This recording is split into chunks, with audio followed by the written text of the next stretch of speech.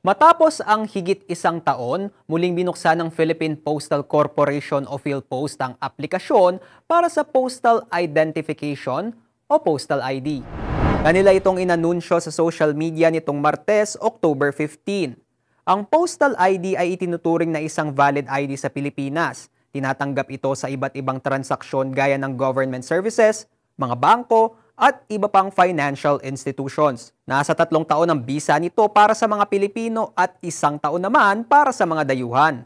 Gawa ito sa polyvinyl chloride o PVC at naglalaman ng biometric data ng mga may-ari nito na nagbibigay proteksyon laban sa identity theft.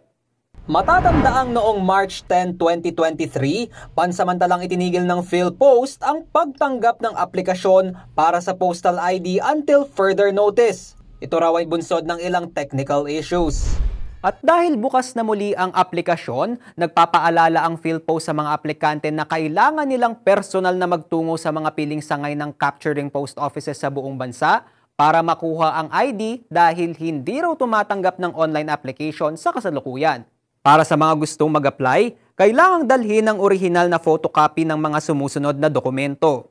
Proof of identity gaya ng birth certificate mula sa Philippine Statistics Authority o local civil registry, GSIS o SSS UMID card, driver's license o passport.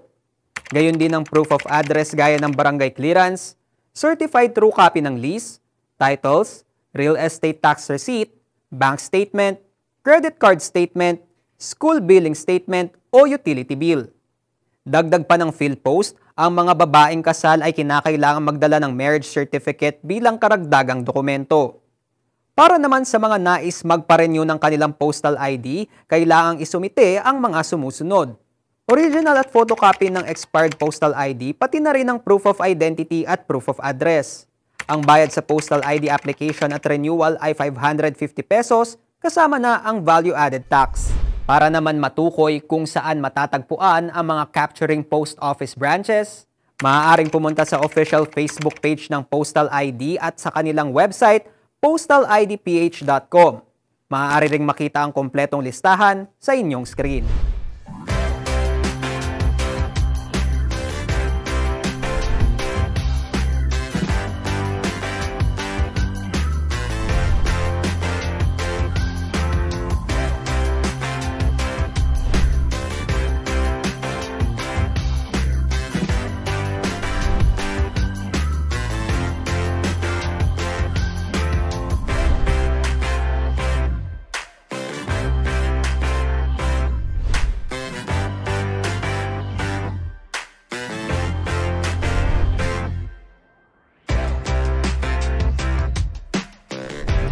Ako po si Lizen Morten at ito ang CLTV 36 News.